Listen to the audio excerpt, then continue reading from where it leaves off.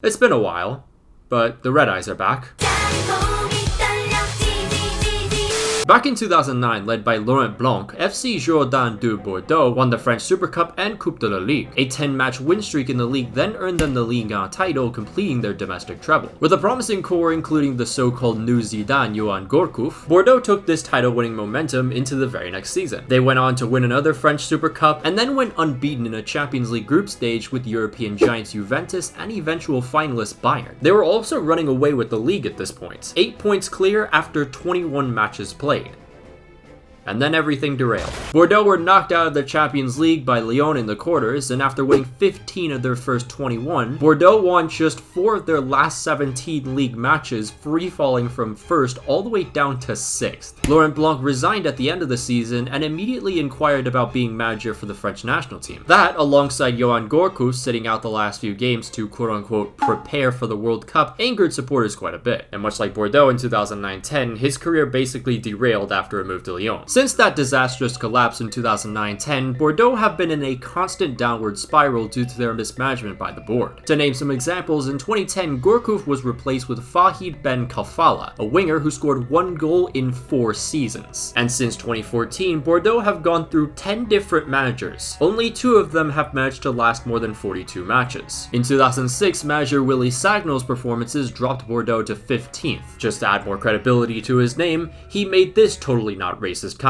In 2017, Jocelyn Gourvenec turned down signing Luc de Jong for a more versatile striker that only scored 4 league goals. He spent 10 million on this man, by the way. He then followed that up with a masterclass against semi-professional side Granville in the Coupe de France. Finally, in early 2018, Gourvenec was sacked, but then captain of the club Jérémy Tourlelon in protest terminated his contract. But despite all this, Bordeaux have still managed to make it to Europe multiple times and even won the Coupe de France in 2013. Plus, they were still producing great youth talent like Aurélien Chouameni and Jules Koundé. Then in late 2018, a US hedge fund called GACP completed a €100 million takeover of Bordeaux. The takeover was very controversial, A, because it's an American owner and everyone hates American owners, but also B, because a lot of people are going to lose their jobs because the hedge fund wanted to change up the landscape in the Bordeaux board. Then manager Gustavo Poyet had taken over in 2017-18 and somehow led Bordeaux from 12th in January to a Europa League spot at the end of the season. In appreciation of his heroics, the Bordeaux board decided to sell starting striker Gaëtan Laborde to Montpellier without telling Poyet. The manager was sacked the very next day after calling the club a disgrace. New president Joe de Grossa had promised Bordeaux fans he'd spend 80 million to bring them back up to the Champions League.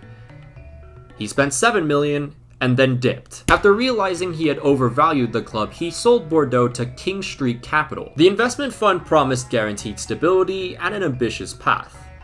But this is when really hit the fan. Ambition was probably the last thing this investment firm ever thought of, with fans gathering in protest being unhappy with the lack of investment. Let me tell you something, you f***ing American, get the f*** out my club and go back to f***ing America. The ownership also decided to change the club badge to this heap of AIDS. Oh my god, what is that? And then came the COVID-19 pandemic, which feels like it was 10 years ago at this point. The shortening of the 2019-20 Ligue season took a massive hit on all French clubs. Bordeaux made more than 50% less from TV revenue than the previous year. For the 2020-21 season, French clubs missed out on 192 million due to matches being behind closed doors. But as we've been over before, this was only the beginning of the storm for French football. This is your cue, Chinese back to MediaPro. MediaPro provided a bid of 780 million euros a year for 80% of broadcasting rights for Ligue. This was a 60% increase from Canal Plus's current broadcast deal. Ligue hoped they could close the revenue gap to the other top 4 leagues in Europe, and MediaPro's bid was exactly what they needed. One thing that I didn't mention the last time I talked about MediaPro was that they also offered a bid for Serie A TV rights. Serie A turned that bid down after seeing some of the details being a little sketchy. So already, even before saying anything else, you can see why this might have not been the best decision. MediaPro made its first payment of 130 million to the league,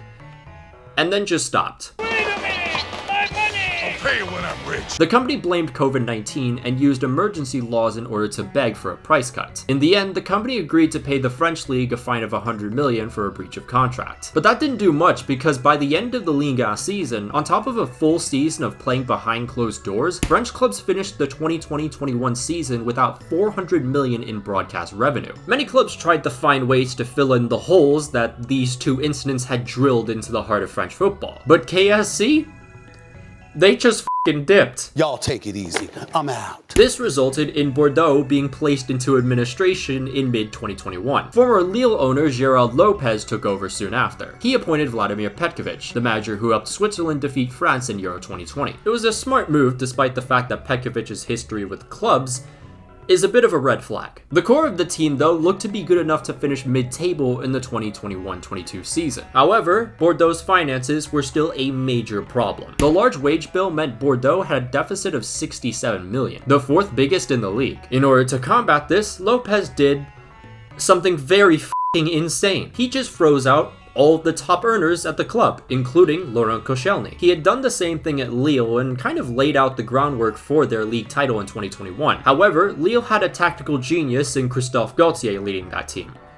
Bordeaux have Vladimir Petkovic. Following the sacking of Petkovic, none of the other managers have fared any better. It should be noted, by the way, that Mouscron, another club owned by Lopez, have complained about unpaid wages. The overall atmosphere Lopez created has destroyed the club culture. A former player had claimed that the club staff were not allowed to speak to first-team players, and youth players apparently aren't allowed to watch the seniors train. Bordeaux's 2021-22 campaign has been nothing but disastrous. They're practically bound for relegation and are currently rock bottom, having conceded 89 goals. The French club didn't even record a clean sheet until early April. Bordeaux has had embarrassing results one after the other. 6-0 against Rennes, 5-0 against Reims, 6-1 against Lyon, 4-1 against Angers, and 5-3 against Nantes. The defense is so god-awful that their own shirt sponsor made fun of them on Twitter, which was followed up with the end of that partnership. Bordeaux are yet another fallen giant whose 6 league titles have been reduced to dust. They might be in Ligue 2 for quite some time because the club hierarchy is in need of an entire overhaul. Not to mention, in the near future, Ligue